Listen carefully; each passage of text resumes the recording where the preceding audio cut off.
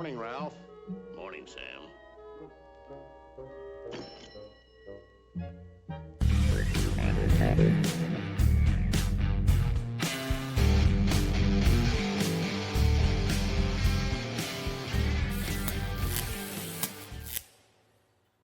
Hey, everybody. Welcome back to Morning Sam, Morning Ralph. This is the podcast for restaurant technology professionals, and it has been an absolutely crazy week. We're already on episode 17, which is unbelievable. I feel like we started this just a couple of weeks ago, but we are cranking up the subscribers. We are cranking up our distribution channels. People are really latching on to this pod. So you have my heartfelt thanks.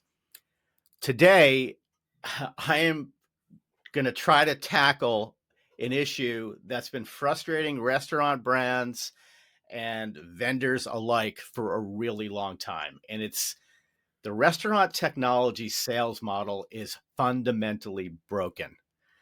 It's broken, right? I mean, if you're in the sales and marketing game on the restaurant tech side, or you're a vendor, you know this. And today I'm joined by Matt Haselhoff, the principal consultant of One Goal Consulting, who's been on the front lines for a really long time with these challenges. And Matt's here to break down what's wrong, how we can fix it. So welcome to the show, Matt. Thanks, Paul. You're one of, I love talking to you because you're one of those great people that loves to keep it real. You keep it real. You've been doing this for a while. You're an industry vet. So Matt, let's jump right in. Why is the restaurant tech sales model broken? And what are some of these core issues that vendors are facing?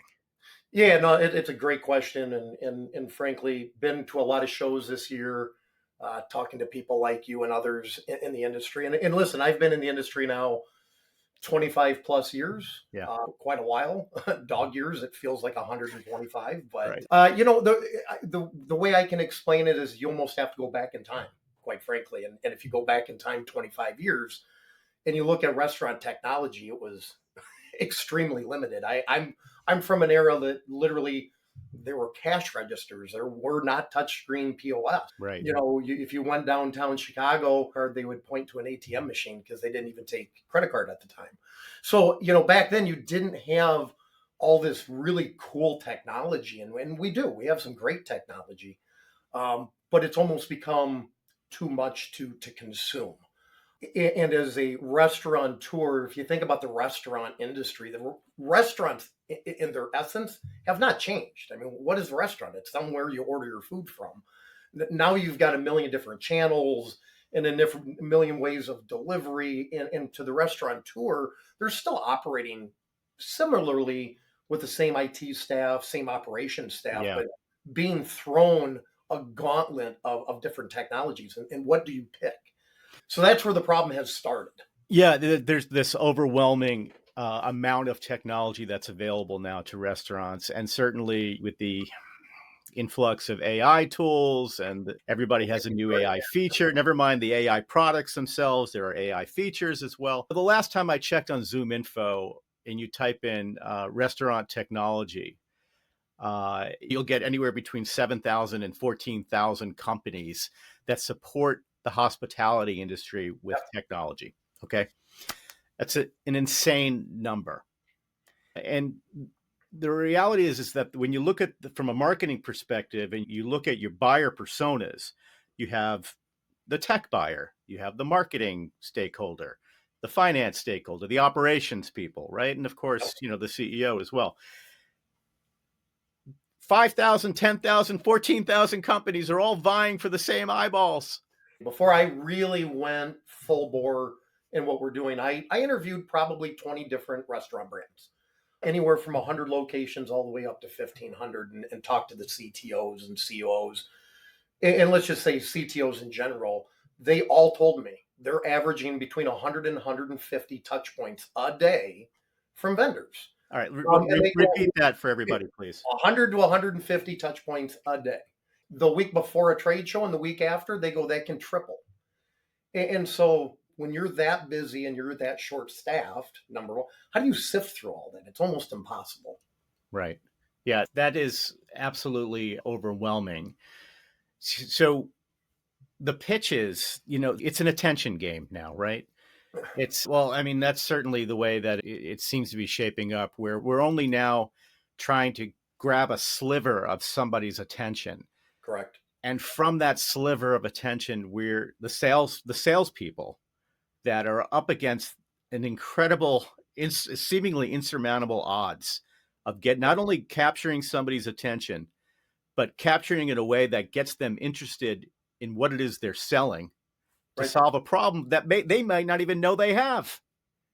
Well, there's the vicious cycle. You already dropped AI in here and everything else. So let's just pretend and say you and I are brand new sales guys, just got a new job selling whatever. And that first 3 months is always the honeymoon period. You're learning Right. the product and getting Right. acquainted. And then, the second 3 months is really your friends and family, as I always call it, where you can call one of the people you've sold to in the past and you have limited success. I mean, if they're not looking for what you're selling, it doesn't matter. When you get into that third 3 months is where upper management really starts going, hey, we need more activity. Well, how do you Right. come up with more activity? You got to send more emails, make more phone calls. AI becomes part of this where you're generating a very generic, non personal email and firing out through sequence and HubSpot, let's say, and it's going out to 300 people a day. In fact, I just this morning I got 3 LinkedIn messages from vendors. Every one of them were verbatim Yeah. in the context of the body. I mean, you could tell it was AI. So when I read that, do they really have interest in my business? No. They're trying to hit their quota, their metrics, their quota metrics for the company they're working for so they don't lose their job. That's right. So let's talk about the machine, right? Because this is what we're all kind of dealing with. We've built this machine over the past 10, 15 years of marketing tasked with creating leads, right? And they do that seemingly by any means necessary. We're creating leads at shows, we're creating leads with ebooks. Does anybody, ebooks, with emails, with incentives? The whole idea is we get people, we capture their information as marketers, right? And then we pass that along. Hopefully we qualify them saying, yeah, okay, these guys, they meet this and they meet that and they meet this. And they finally say, here's a marketing qualified lead, Matt. Here you go, So, friend. They took it upon themselves to forfeit some information, and they have then, they have said it's okay for you to talk to me, but don't make me hate you for it. boy, isn't that the truth? I mean, anybody that tells you different, I've talked to so many salespeople this year. 2024 alone has been probably the most disruptive year for sales agents in general, where anybody will admit that selling into enterprise, I always kind of exclude SMB. That's a different animal, not one Yeah. that I play in either. But on the enterprise, I don't care what the product is, it's 9 to 12 months. And when I say 9 to 12 months, Hmm. it's going to be 9 to 12 months before you even get into a pilot. And then that could be another 3 months. And a lot of these companies are really trying to shorten that. Right. And it's not going to happen. Right. So, Matt, with the machine that everybody is working with right now, that model, the 3-month honeymoon period, Mhm. followed by where's the traction, followed by where are the deals within a 12-month period. How is this even a moderately reasonable explanation anymore for tech vendors? It, to some, yes, to some, no. So, and what I mean by that is in the POS world, okay, most of those companies understand that. And actually, they don't do the spray and pray method. Most of those companies do not. I'm going to give actually Q a shout out and say Q probably does it better than anybody, Interesting.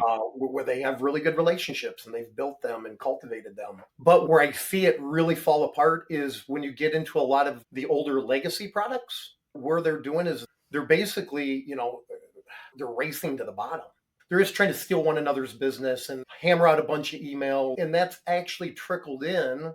And one of the reasons I started my company is it trickled into the startup realm where you've got a lot of VC money in these startups, and the VC mentality is hire, hire, hire, and just throw as much crap against the wall, see what sticks. And all they do is they end up getting blacklisted in a lot of ways. People Yeah. shut off their emails, send it to spam, and they can't figure out why they're not getting any traction. Yeah, absolutely. You can see their vendor brand buyer fatigue is real. Very much. It's very real. And, in our own industry, we have something called order throttling, where a restaurant manager might just turn off digital sales right now. Well, the same thing for a CTO or a COO or whomever, their team members, they're getting inundated by vendor email and noise. Turn it off. Well, I was telling you right before we recorded this today is, I have a very good friend in the industry who works for a medium-sized chain. Yeah. We've done business together for years.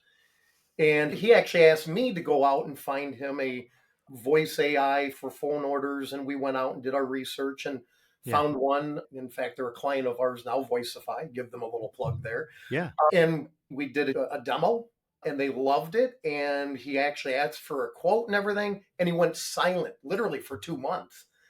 And I texted him, I'm like, are you okay? And he texted me back. He goes, I'm in a world of you know what? He goes, Yeah.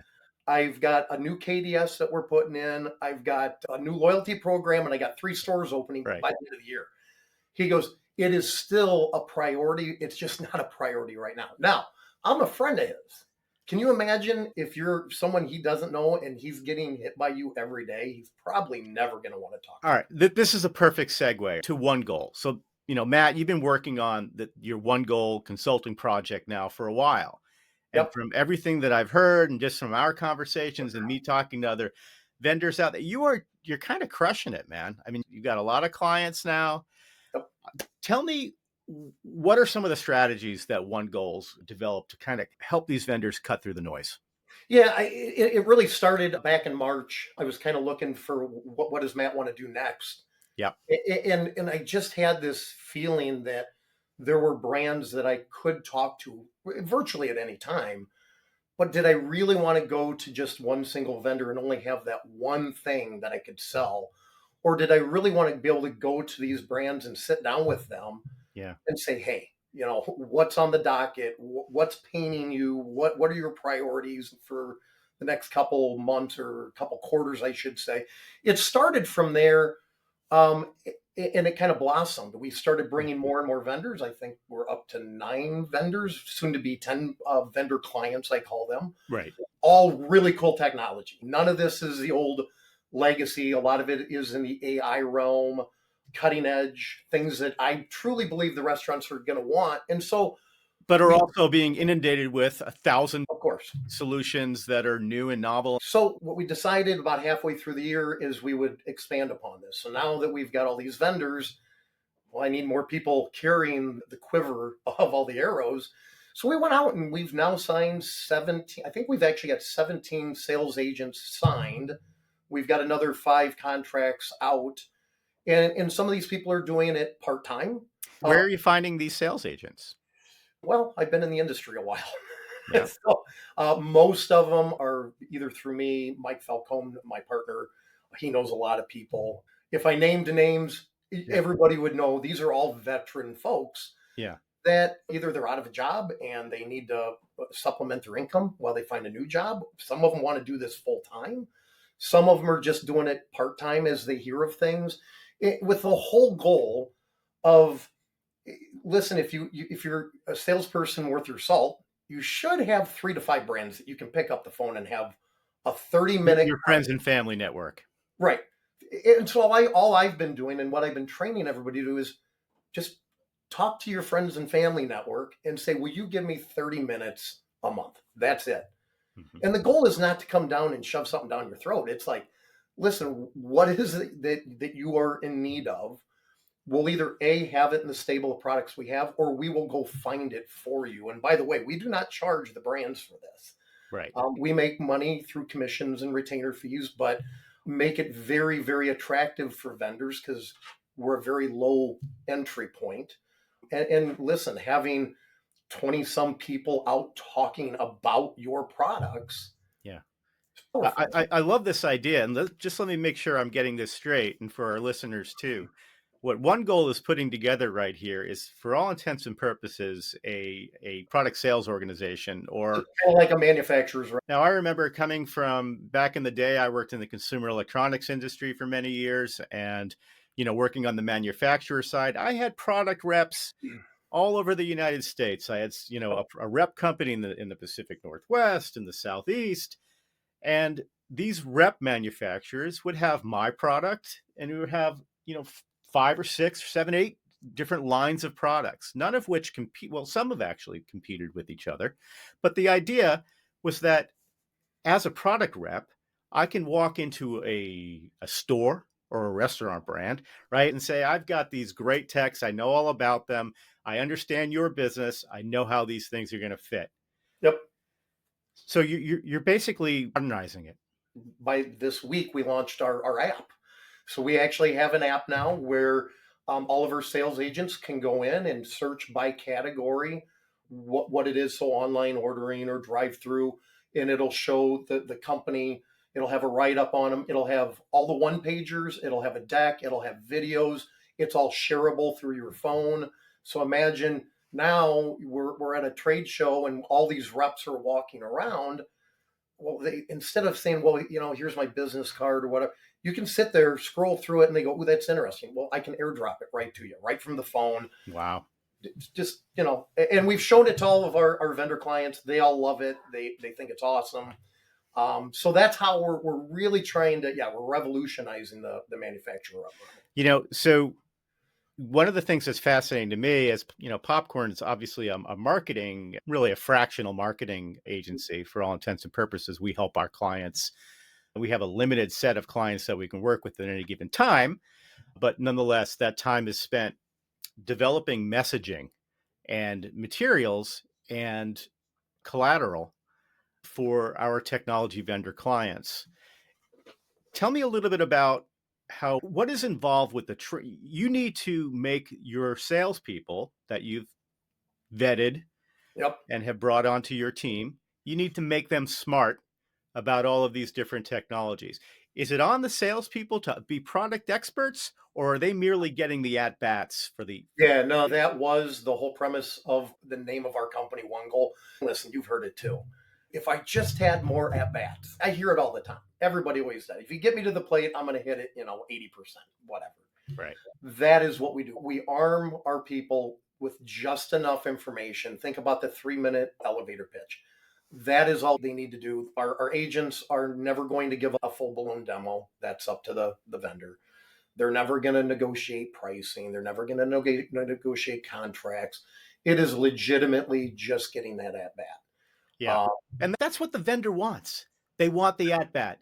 And they don't necessarily want to entrust the demo to the salesperson. They want to entrust the demo to, perhaps, particularly for, I would assume, a lot of your clientele. These could be nascent companies, that are still very much founder driven, founder vision.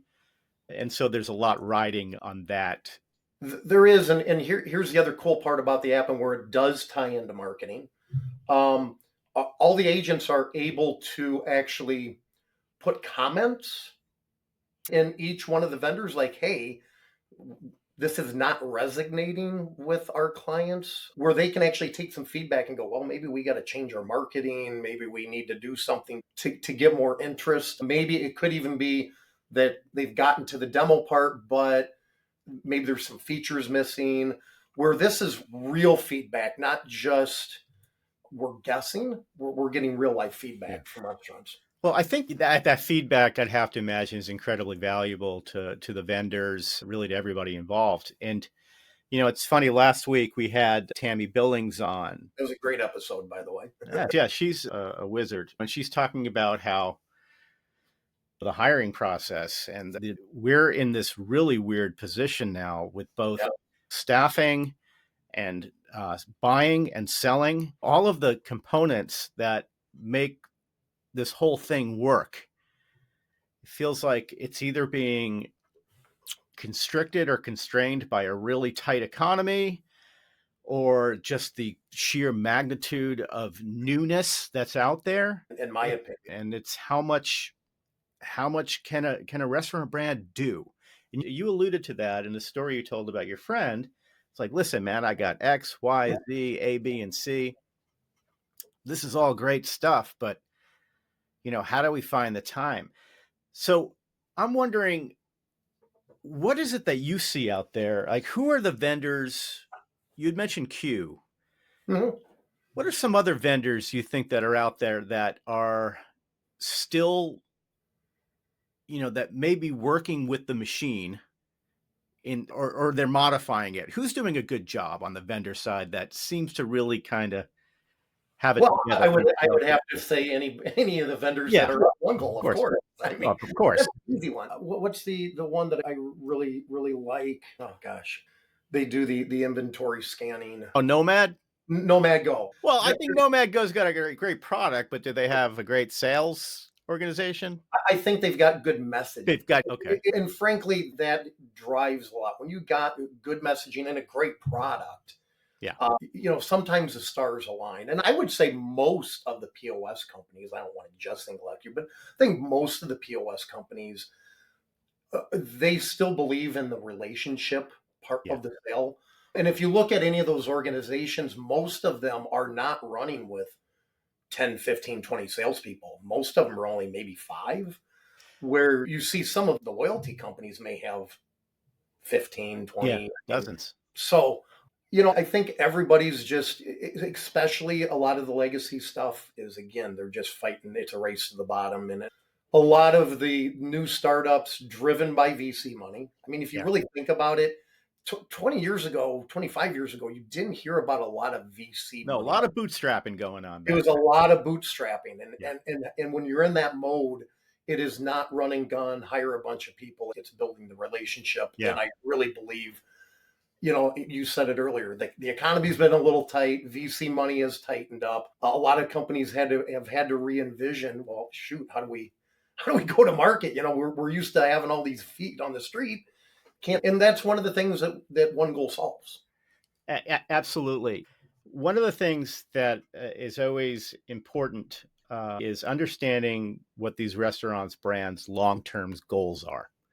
Yeah. Right. That might mean listening to earnings report calls, scanning through the financial documents, but understanding what the long-term strategies are of these restaurant brands and selling to them based upon them achieving those goals.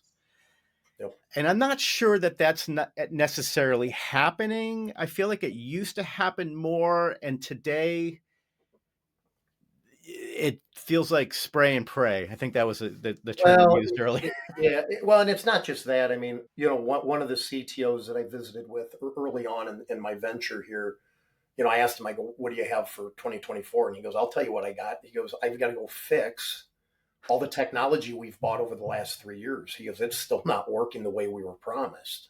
So you've got kind of this compounding issue where you've got all these people saying, well, you've got to do AI and you've got to do this and you got to do that.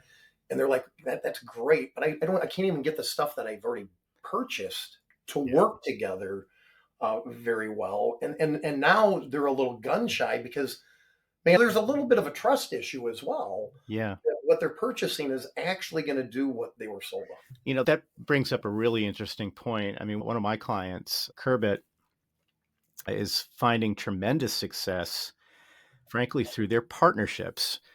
Because here's the thing. If you're a technology vendor, and if you're a relatively new technology vendor, meaning like less than 3 years old, Yeah. your number one priority should be working well with others.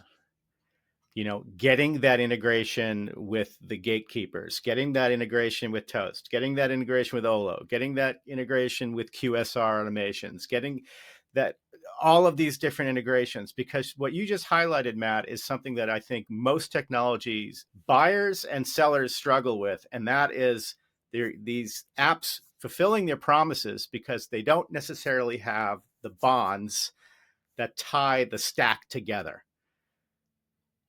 So when you're looking at, but that's one of the things that, as a product rep, I'm wondering, do you consider these technology companies that you're bringing on these vendors, are you getting them together to work with one another? Is that something? Absolutely. Love it. Absolutely. Love We're it. doing, we even have one of our vendors is called Kumbu. Hmm. A lot of people are calling them Omnivore 2.0. And the reason they call it 2.0 is Omnivore was an API translation layer between the app and the POS. And Kumbu can do that, but there's other people that do that as well. I mean, you can go on Ola Rails or Chowly, but Yeah. what they're really trying to do, and I love Raul over at Kumbu, he said it best. He's trying to be the referee between the apps. So Yeah. what you have a lot of going on is you got apps and they're like, no, you write to us, no, you write to us, and then they both try to write to one another and it doesn't work and they're pointing fingers. He actually can sit in between those two and write the integration between them. Yeah. So yeah, that's what I've been trying to make sure that our tech stack is very comprehensive. That Right. we all the pieces and parts, knock on wood, fit together. Yeah. I love that. I love having a product portfolio that you can open up to a potential client and saying, no fear here. These companies actually all work together too. So there's an opportunity that if you need something in this space, we vouch for these guys. And we also know that their tech talks to with each other. Yes. That that's killer. Matt, before we change gears here, I want to get to one of my favorite segments of the show called Hate to Tell You But, where you get to bust a myth in our space. But before we get there, I want to talk a little bit more about decision fatigue and how one goal is helping to improve the sales process. Tell me a little bit about how, you're bringing in reps, and how are they're doing demos once a month. How does it work? So what we're training them all on is listen, take your 3 to 5, brands that will talk to you once a month. Yeah. And just tell them, listen, will you give me 30 minutes? I'm not going to take long, unless they want to take longer. Just tell them, let's talk for 30 minutes and we can jump on the phone and they could just, like my buddy, could say, I'm in a world of you know what? I can't talk until January 1st. Right. You know what? 5-minute conversation, we're done. Could come back the next month and he goes, all right, I got through that. Now let me tell you what I need. More than likely, we're going to have it in our stable of products. And if we don't, we will go out and find them. Okay. So that's number one. Number two, and this just literally just happened, we have another vendor who's really killing it in the pizza space. So they've got Marco's Pizza and some other brands. And they're like, how do we get in front of more pizza places? I Yeah. made a list of a bunch of pizza brands. I shot it out to all 17 of our sales agents and said, hey, pick which ones you have relationships with, send them a snippet of Voicify and some facts and figures. We literally in 24 hours got a couple brands that were like, yeah, we want to talk. Love Because it. again, they trust the sales agent. That's right. And if the sales agent they trust is bringing this to them, they're going to take a look. Yeah, I love that because it boils back down to trust. Mm-hmm. When you're not asking your sales reps to greenfield everything, or rather, to capitalize on the relationships that they already have, that makes it better for the sales rep, and that makes it better for the seller, for the buyer as well. Right. Uh, all right, and we're back with Morning Sam, Morning Ralph by Popcorn. I'm here with Matt Haselhoff, and we are having a really cool conversation about the sales machine and how it's broken in our industry and what we can do to try to fix it. Matt's and his One Goal Consulting has put together a new model that, frankly, is grabbing a tremendous amount of traction in a very short period of time. And I'm very excited.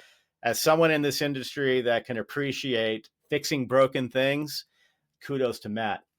Matt, we're going to go to this section now of our program called Hate to Tell You But. And this is where you get to bust a myth.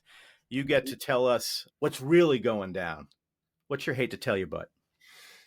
Well, obviously, we've already touched a little bit on this, but sending 50 emails a day might look good to upper management, might look good to the investors.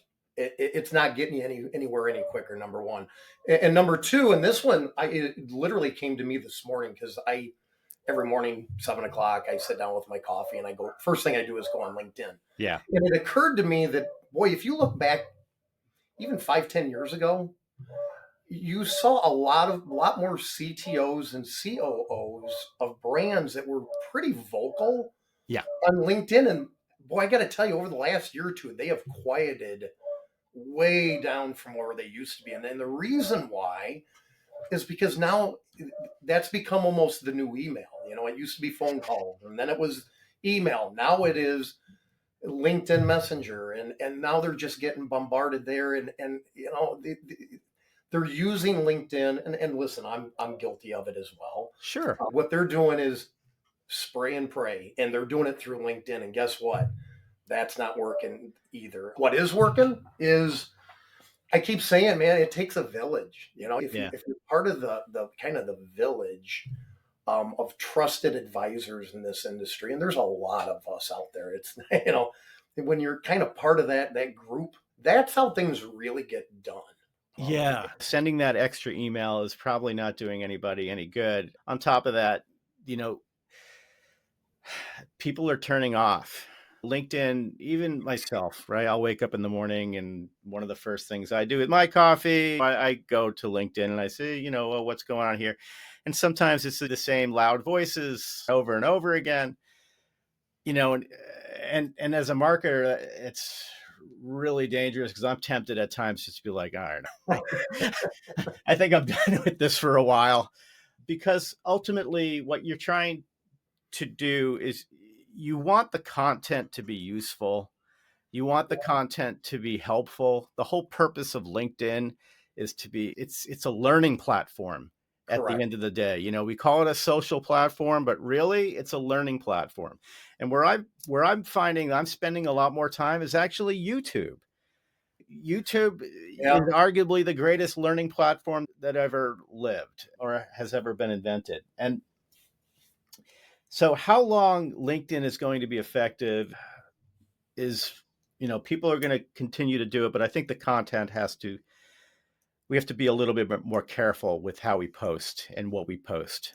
A little Totally. more strategic, a little less behind the curtain and look, I read a book today, Oh, that thing. listen, there's still some great content on LinkedIn. I mean, there's a Yeah. lot of books I love reading, but there is a lot more advertising Yeah. going on than ever, and that's not what I do. I mean, I can honestly say I don't. Other than when I announced one goal, I don't think I've ever people don't see me a lot on LinkedIn.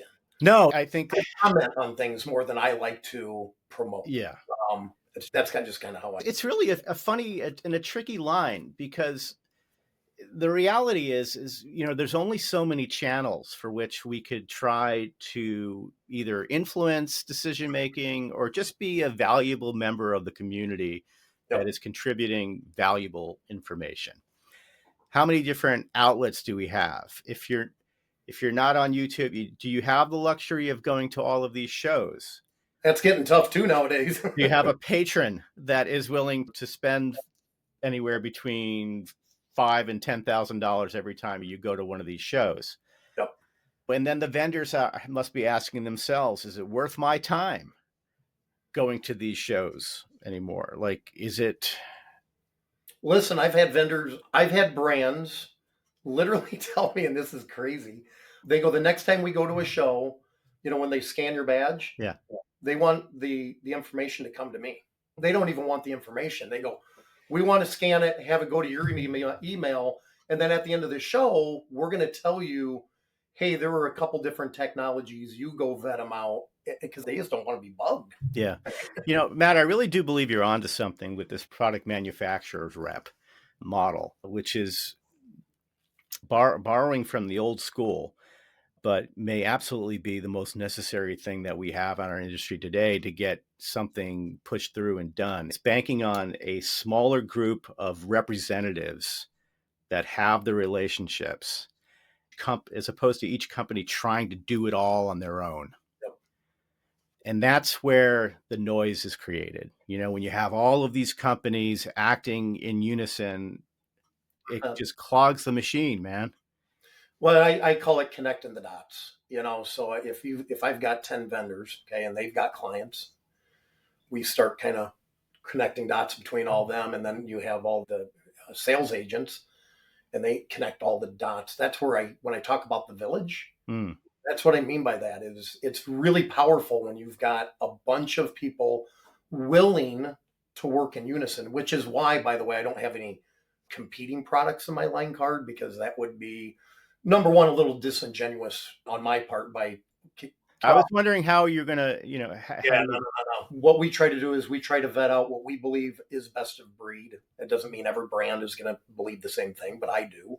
When you start connecting the dots and helping one another out, that's really powerful then. Literally having vendors talk to one another is, hey, yeah, I'll get you in there if you get me in here. And that has been happening, but Yeah. this is just a much tighter circle. And we're pretty free about talking about that. Yeah, absolutely. And harkening back again to earlier in my career in consumer electronics, if I was with one manufacturer and I'm working with a product rep in the Southeast that carried a different manufacturer, but that different manufacturer had a great relationship with Sound Advice or whatever, Florida based Yep. retailer, then now I can kind of be carried on the back a little bit of these other manufacturers. It's almost like you're now amplifying your reach by your affiliation with these other brands in this product rep's portfolio, right? 100%. So, with that being said, I I, I do want to ask you one more thing about your sales model, and that is with regard to territories. Are you managing your sales staff as it grows? Are you starting to territory them out? So, I mean, number one, these are all 1099 sales agents. Okay. I can't tell them what to do, what not to do. All I can do is give them really cool tools like our app to Yeah. make it really simple, and pay really good commissions to keep their interest. And no, there is no territory. I mean, they're competing against the same people at their job, normal job anyway. So Yeah. nothing really changes. It really comes down to the relationship at the end of the day. Great stuff, man. Listen, before we go, tell us how to connect with you. I would love for you to tell how vendors connect with you, how interested sales professionals connect with you, how restaurant brands connect with you. Yeah, obviously LinkedIn is a great one. You can connect with me in LinkedIn with Matt Haselhoff. You can also go to onegoalconsulting.com. We do have Great. a web page. And then my email address and everything is in my LinkedIn profile. You can reach out to me LinkedIn or DM me. And thank you, by the way, because I am going to be putting up here pretty soon hiring. I wish there was a little thing that said recruiting, not hiring, because technically I'm not hiring, I'm recruiting sales agents. That'll be going up next week. So we're looking to expand more and more sales agents. Again, we're looking for volumes of really good veteran salespeople. Veterans, right. We're not searching for anybody that has a heartbeat. These Yeah. got to be qualified agents that we trust in the industry. Beautiful. Hazelhoff, it's always good, man. Okay, everybody, listen, subscribe to the podcast, share the episode, rethink your approach to restaurant tech sales. This is Morning Sam, Morning Ralph, and we're clocking out. Good job, Maddie. Thank you. Take it easy, brother. You too.